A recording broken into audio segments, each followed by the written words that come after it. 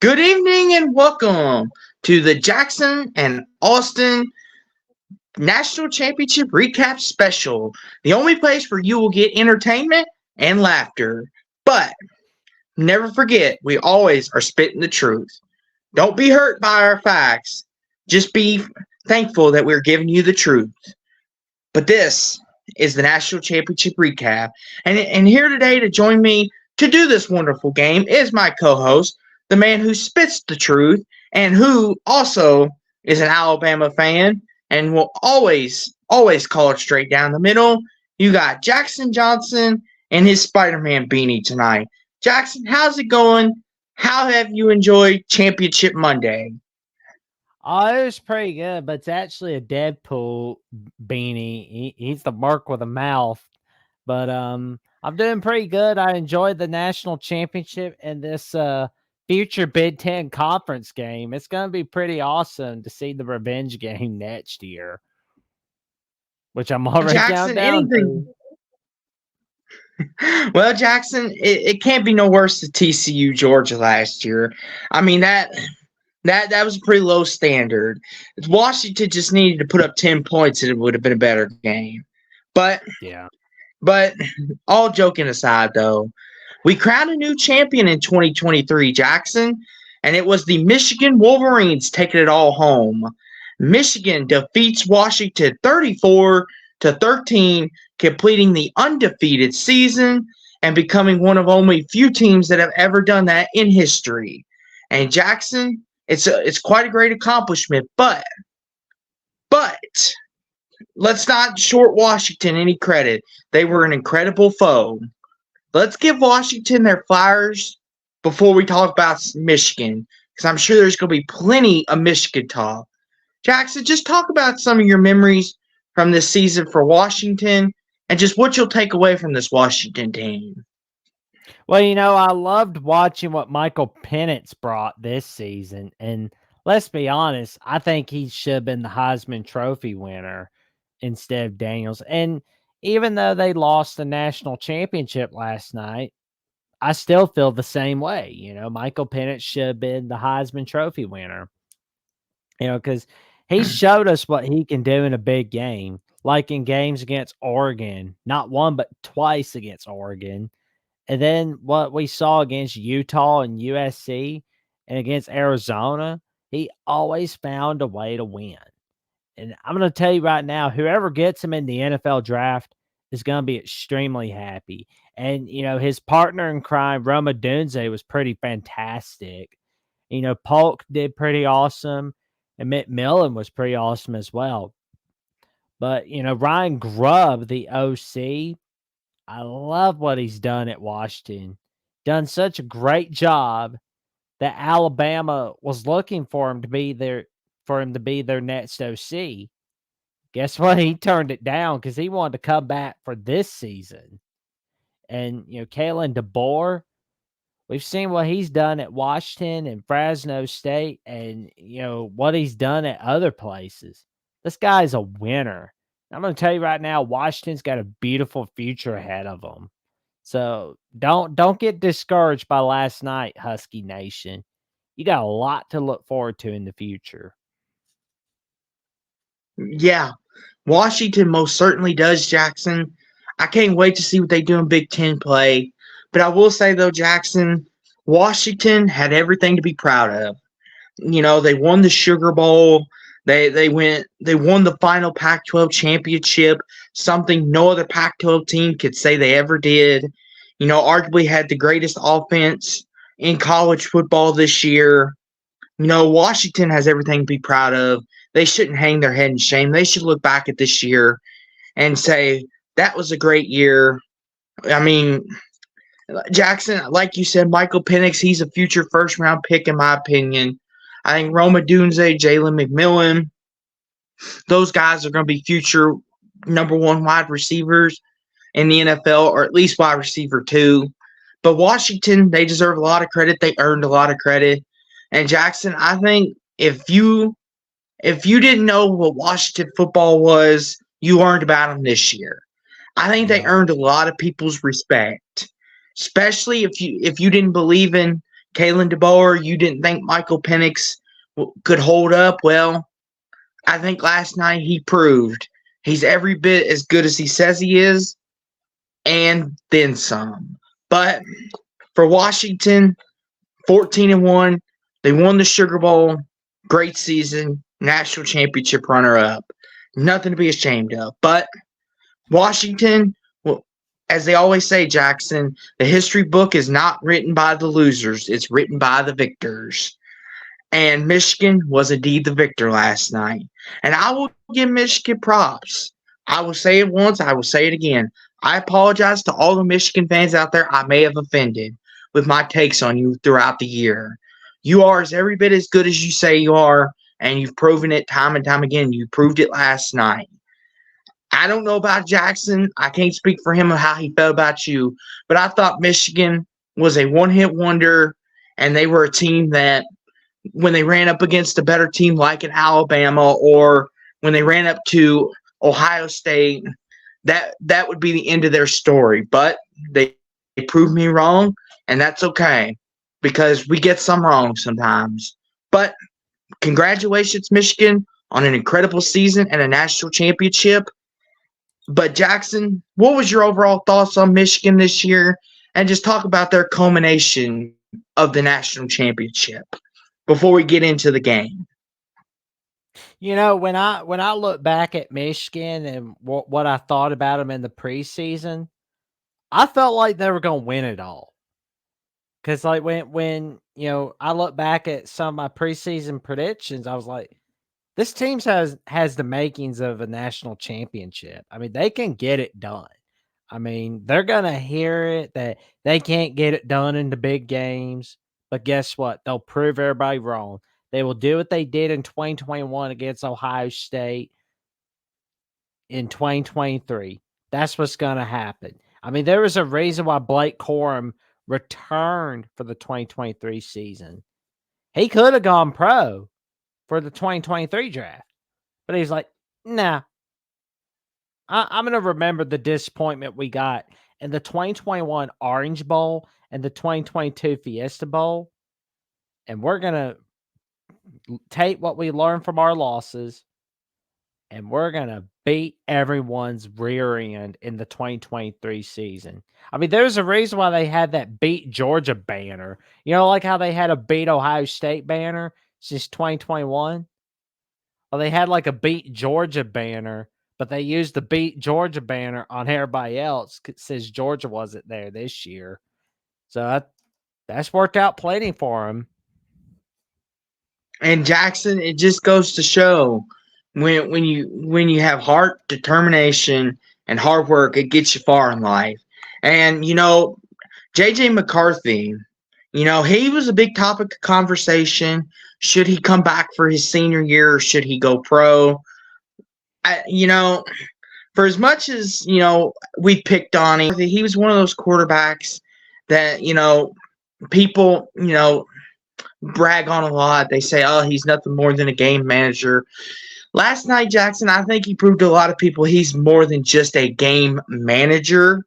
But now, Jackson, I would like to hear your take on J.J. McCarthy. What did you think of him coming into this season, and how has your opinion changed, or is it still the same? Because for me, it's changed a whole lot. So I thought J.J. was a quarterback that was going to rely on his run game and just try not to mess this up. But he proved to me last night he's more than that. What about you? Well, I thought he was pretty good. I think people underrated him a little too much. They didn't give him the respect they deserved. I mean, did anybody not learn anything from the success he was having in 2022? I mean, good grief. They were going to be surprised in 2023 if they thought he was nothing but a game manager. It's like, good grief. Yeah, 100% agree, Jackson. I mean, that's one of the things, I come out of this saying, well, we all knew what Michael Penix was. Arguably a future first-round pick. I think we learned J.J. McCarthy's more than just a game manager.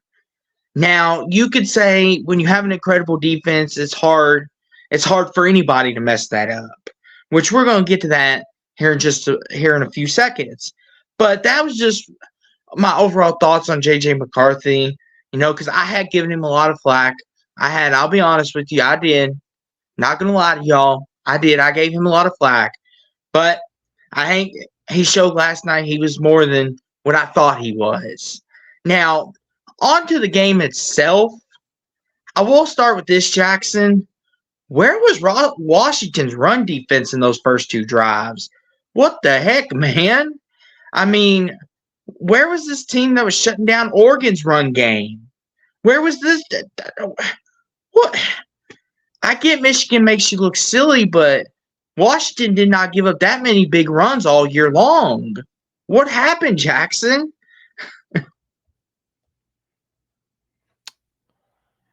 I just didn't think they had enough answers for Blake Corum and Donovan Edwards. And, we look back at the stats. Donovan Edwards had 6 carries, 104 rushing yards, 2 touchdowns. And, the 2 touchdowns were in the first quarter. Good grief. They got beat up by Donovan Edwards, and they got beat up by Blake Corum. Nobody was going to have an answer for one of the top running back duos in all college football. Yeah, like Jackson, it just seemed like, like Donovan Edwards, who hadn't done much to speak of, he had those 2 big carries against Washington, and he scored on both of them. It was just like Jackson. I knew it was doomed from there. As soon as Michigan scored on those 2 runs, I was like, yeah, that Washington dug themselves too big of a hole. Yeah, they can't be playing behind for Michigan because that's their football game. Michigan wants to get up on you by at least 14, 17 plus points, and then they beat you up ground and pound, and then McCarthy could just play action and do as he pleases to you. Pause, and you're pretty much done. And Jackson, that's essentially what happened, was it not? Yeah. McCarthy basically, they said, okay, you're up 14, McCarthy. Don't mess this up, okay? The defense is going to do their job. Just don't throw any stupid passes. And Michigan executed perfectly.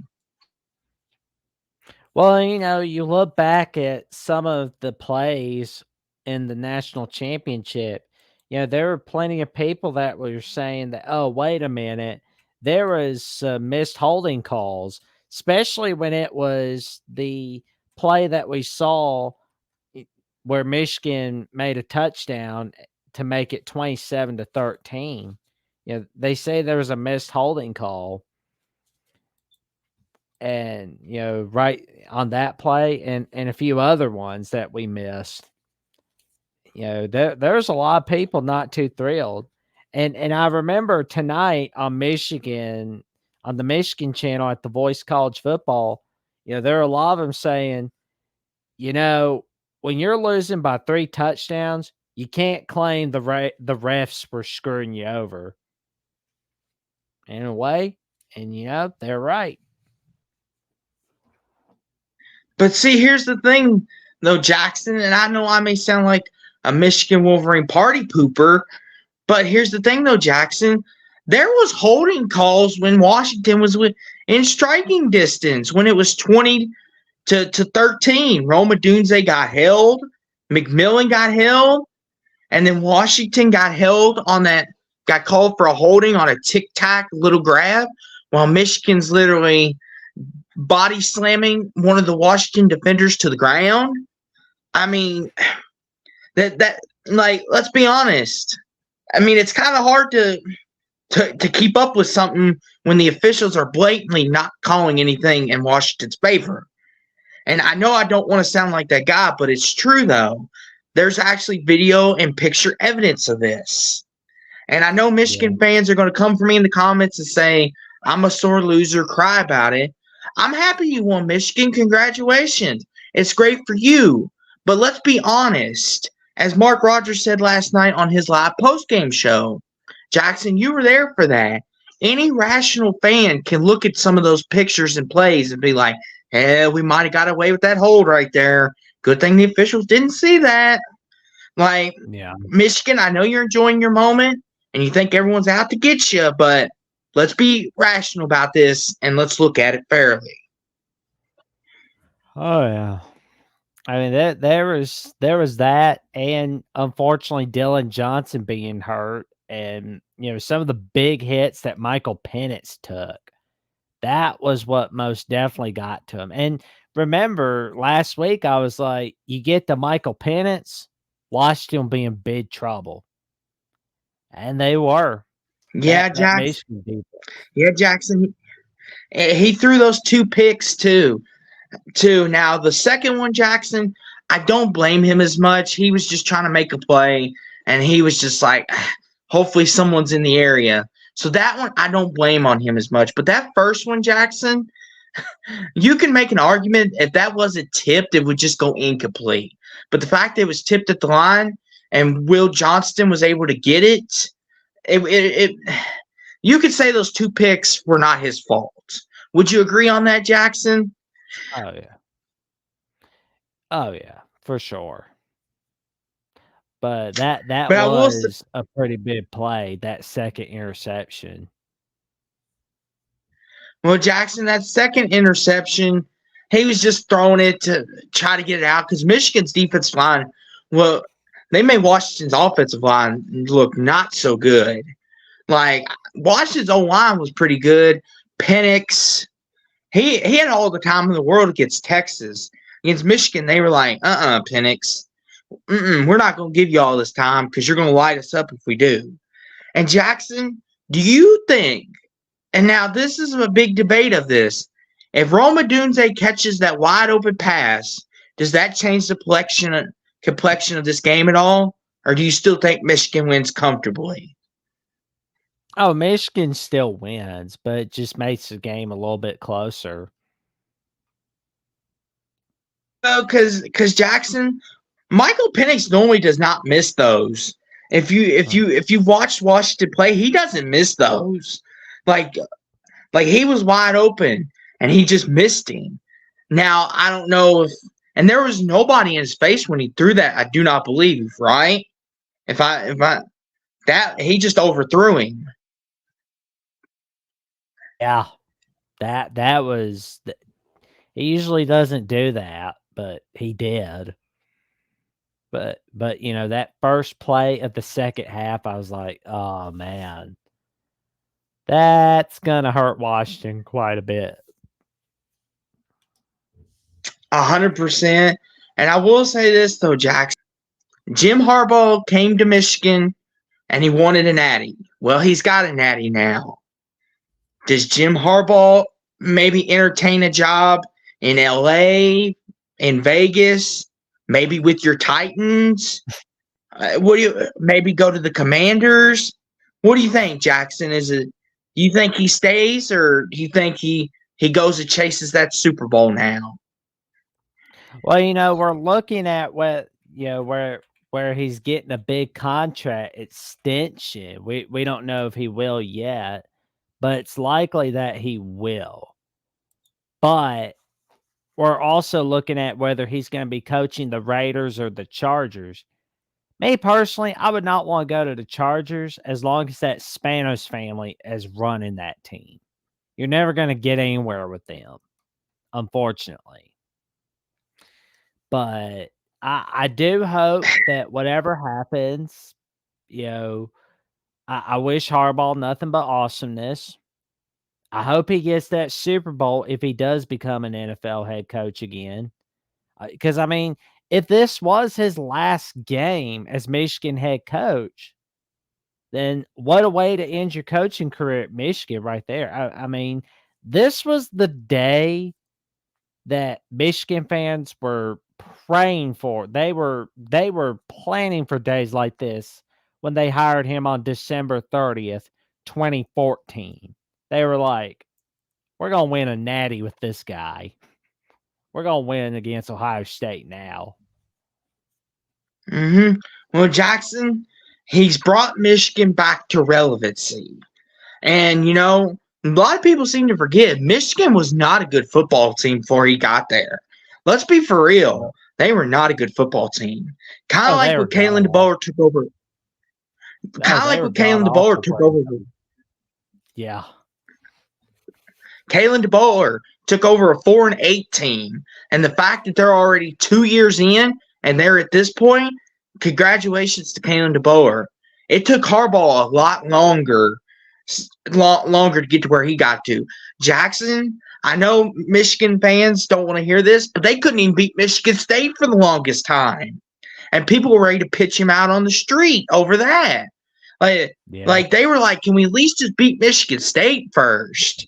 And it was just like, and as you always say, good buddy, don't throw the baby out with the bathwater. Now, I will say though, they did have some bad string of luck versus Michigan State. We all remember the fumbled snap on the punt. That's just a string of bad luck. That's not on Harbaugh. He can't help that. But some of those other losses he took against Michigan State, some of that belongs to Harbaugh. And then he couldn't. Then after he did that, it's like now we need you to beat Ohio State too. And then he couldn't get that done. And then voila, 2020 strikes. And then 2021, what happens?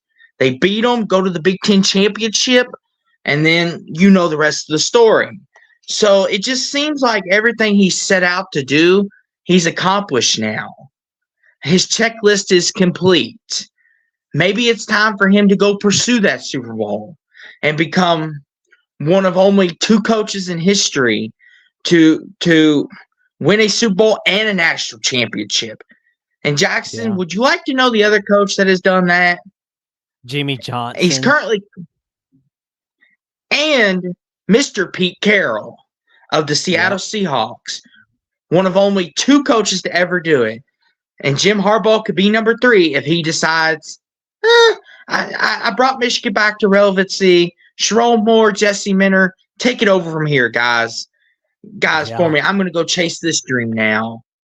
Well, and I will say though, this is the first national championship since 1997, but this is the first solo national championship for Michigan since 1948 with Benny Osterbein. And I gotta say, Michigan Nation, they are playing Celebration. They're playing Burning Love by Elvis Presley. They're playing the Peanuts music. They're playing all kinds of happy music. I know they're playing the Michigan fight song, that's for sure. And I say, you've earned it, my friends. You celebrate as long as you want to. You ended the drought, Holmes. Yeah, they did, Jackson, and they earned every bit of it. And it just leaves one begging question before we go tonight, Jackson. What's that? Can Michigan do it again? Do they have the drive to do it again? Do they want to get another one? Because Jackson, the old saying is, it's the hardest to win the first one, but it's especially hard to go back to back. Well, nobody's like Georgia with Kirby, and it's not like Nick Saban, Alabama, and Pete Carroll and USC. But it could be done. We don't know, but we'll definitely know more in the preseason, especially when the Lindy's magazine comes out in the summer and that Phil Steele magazine comes out. 100%, Jackson. We're gonna know a lot. We're gonna know what Michigan's made of, especially if Harbaugh leaves. We're gonna know a lot. We'll find out And more in the coming months. And we know that spring practice, I heard that spring practice is moved from February to March, which, I mean, they say that means Harbaugh is staying at Michigan, but we don't know yet. We don't know if 2024, if he's staying and then getting that contract extension in Ann Arbor. And we certainly don't know if he's going to be a Raider or a Charger or a Titan or a Commander or a Falcon. But me personally, if you gotta go to the NFL, go to the Raiders or Titans, man. Yeah, precisely. Get But that that was get that money. Don't Don't be paying in state taxes at the Chargers, man. Oh goodness, Jackson. I'm sure Jim Harbaugh right about now. He's not thinking about any of this. He's enjoying his championship right now. I'm sure he's going to have a long discussion in the coming days, and we'll know a lot more. But that was our national championship recap, guys. And for more great content here at Sports Talk with Austin, please make sure you like, subscribe, comment, hit the notification bell so you never miss another video on anything college football, college basketball, and the NBA. Hey, here at Sports Talk with Austin, it's Cardinals for life, baby. I'm out. Stay in.